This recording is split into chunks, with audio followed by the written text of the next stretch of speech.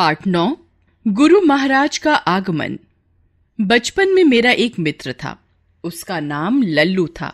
लल्लू के माता पिता धनी थे। उन्होंने अपने पुराने मकान को तोड़कर एक बहुमंजिली इमारत बनवाई थी। इमारत का प्रवेश बड़े जोरदार ढंग से हुआ था, लेकिन लल्लू की मां को बड़ा अफसोस था कि उनके गुरु गृह प्रवेश पर नहीं आ पाए। उनकी इच्छा थी कि गुरु महाराज के आने पर उनके चरणों की रज से घर को पवित्र करें। कुछ ही दिन बाद गुरु महाराज का आगमन हुआ। लल्लू की मां नंदरानी की खुशी का ठिकाना न रहा। लेकिन कैसा खराब दिन था।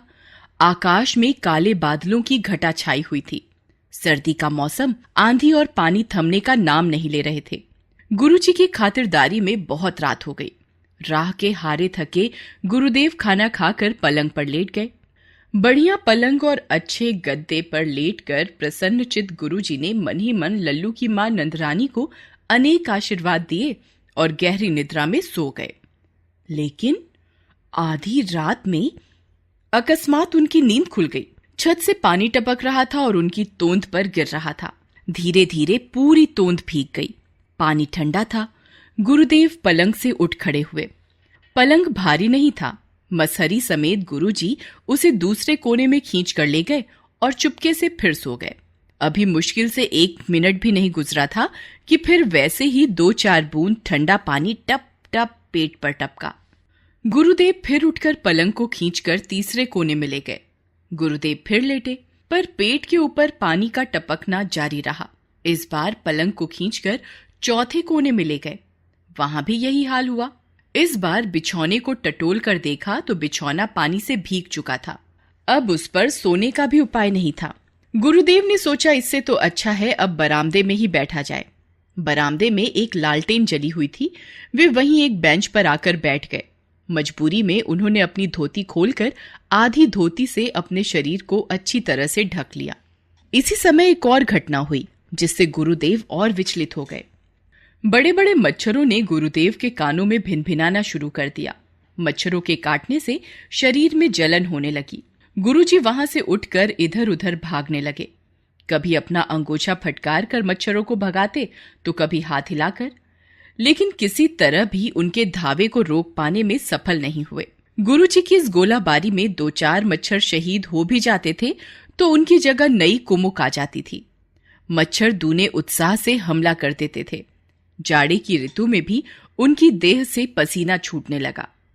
उसी समय गुरुजी को एक घड़ी में टन टन की आवाज आई।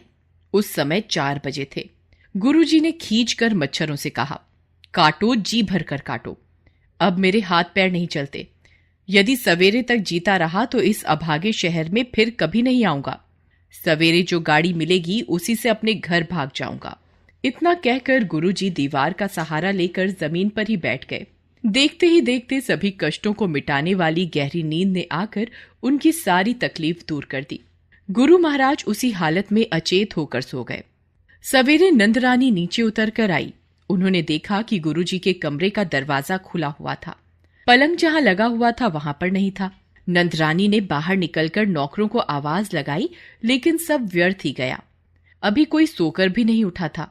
गुरुजी कहाँ गए? एकाएक उनकी नजर बरामदे के कोने में गई। वहां पर अंधेरा था। अंधेरे में उन्हें एक आदमी सा जान पड़ा। हिम्मत करके नंदरानी आगे बढ़ी। पास जाकर देखा कि ये तो उन्हीं के गुरुजी हैं। गुरुजी, ओ गुरुजी, कहकर पुकारा। गुरु महाराज उठकर खड़े हुए, बोले, क्या बताऊं बेटी, रात भर कितना कष्ट मिला। नंदरानी ने घबरा कर पूछा, क्या हुआ गुरुजी? गुरु महाराज ने कुछ रुआंसे से होकर कहा, नया मकान तो तुमने जरूर बनवाया बेटी, लेकिन इसकी छत तो छलनी हो रही है। रात भर जो पानी बरसा वह बाहर नहीं गया, सारा मेरी देह पर ही गिरता रहा। पलंग खींचकर कमरे में जहां भी ले जाता उधर ही पानी टपकता। छत फटकर कहीं मेरे ऊपर न गिर जाए इस आशंका से मैं बाहर भागा, लेकिन इससे भी मेरी जान नहीं बची। बड़ी कोशिश और अनुनय विनय से घर में लाए गुरुजी की यह करुण कहानी सुनकर और उनकी दशा अपनी आंखों से देखकर नंदरानी की आंखें भर आईं। उन्होंने कहा, लेकिन गुरुजी, मकान तो तिमंजिला बना है। आपके कमरे के ऊपर छत भी खुली नहीं है।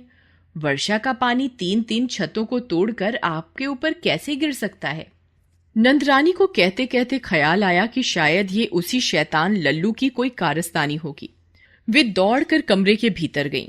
बिछौना टटोल कर देखा, बिछी हुई चादर बीच में से बिल्कुल भीग गई है। ऊपर नजर डाली तो देखा मसहरी से अब भी बूंद बूंद करके पानी टपक रहा है। झटपट मसहरी उतारी तो दिख पड़ा कपड़े में बंधा बर्फ का एक डला उस समय भी मौजूद था। नंदरानी सब समझ गई। पागलों की तरह छटपटाकर वे बाहर निकली और जो भी नौकर सामने पड़ा उसी को चिल्लाकर हुक्म दिया, देखो दुष्ट कहाँ गया, तुम लोग और काम छोड़ो, जाकर उस बदमाश को जहां भी पाओ वहीं से मारते घसीटते लाओ। लल्लू के पिता उसी समय ऊपर से नीचे आ रहे थे। पत्नी का बेतहाशा बिगड़ना और चिल्लाना देख सुनकर वे भौचक्के से हो गए। बोले, क्या हुआ, क्यों चिल्ला रही हो? नंदरानी रो पड़ी। बोली, बिना किसी कारण के उसने गुरुदेव की क्या दशा की है, जरा चल के देख लो। तब सब जने कमरे के भीतर गए। लल्लू की करतूत सब समझ गए। गुरुजी अपनी मूर्खता पर हो कर हंसने लगे। नौकरों ने आकर कहा, लल्लू बाबू कोठी में नहीं है। और एक नौकर ने आकर खबर दी कि वे मौसी के घर में बैठे पेट पूजा कर रहे हैं। इसके बाद लगभग 15 दिनों तक लल्लू ने अपने घर की चौखट पर